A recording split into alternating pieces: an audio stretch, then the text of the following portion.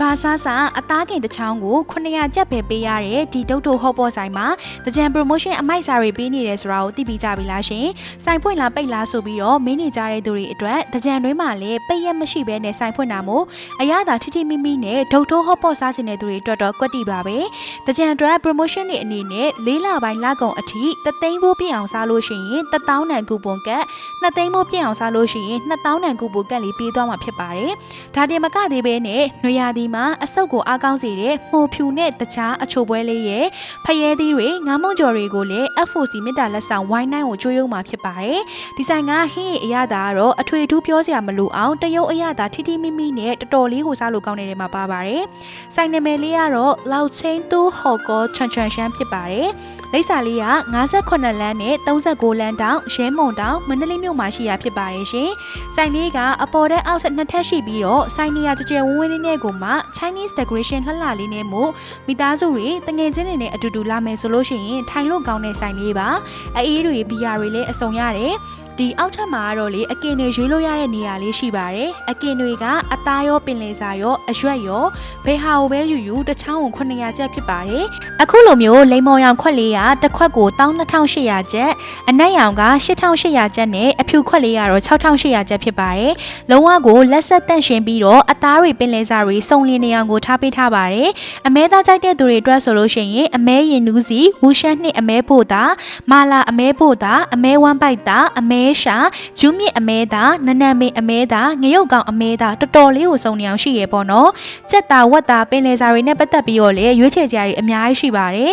အထူးသဖြင့်အသားတွေကိုဒီအရွက်တွေနနံပင်တို့ဂျူးမြင့်တို့မှုတို့နဲ့လိပ်ပေးထားတဲ့ဟာမျိုးဆိုလို့ရှိရင်ပို့ပြီးတော့စားလို့ကောင်းတယ်ပေါ့နော်ဒီလိမ္မော်ရောင်ခွက်လေးနဲ့ဝက်သားလုံးလေးကိုတော့တေချာပေါက်ရွေးပါနော်ဘလို့စားကောင်းမှမသိအောင်ကိုတော်တော်ကိုစားလို့ကောင်းတာပါ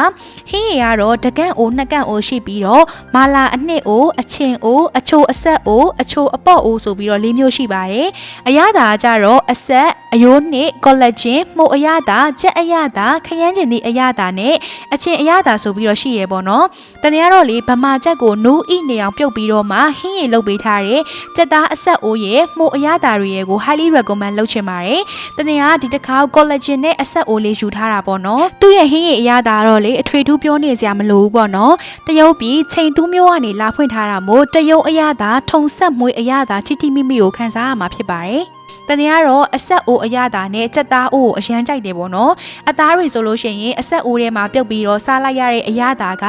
အသားရဲ့အထိကိုအရသာစိတ်ဝင်ပြီးတော့အဲ့ဒီအရသာကလေနောက်တစ်ခေါက်ထပ်ပြီးတော့သတိတရနဲ့သွားစားခြင်းတဲ့အရသာမျိုးပါ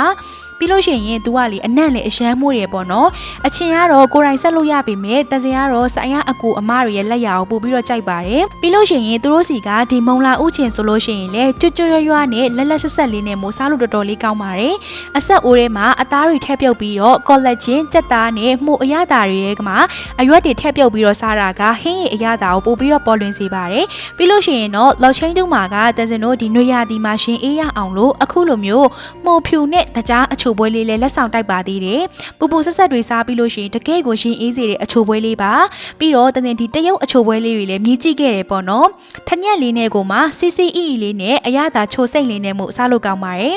ဆိုင်ဖွင့်မဖွင့်မင်းနေကြတဲ့သူတွေအတွက်လည်းဒီလောက်ချိန်တူဆိုင်လေးကနေ့တိုင်းဆိုင်ဖွင့်နေပေါ့နော်ဆိုတော့အားလုံးကျေးဇူးများတင်ပါတယ်ရှင်တတာ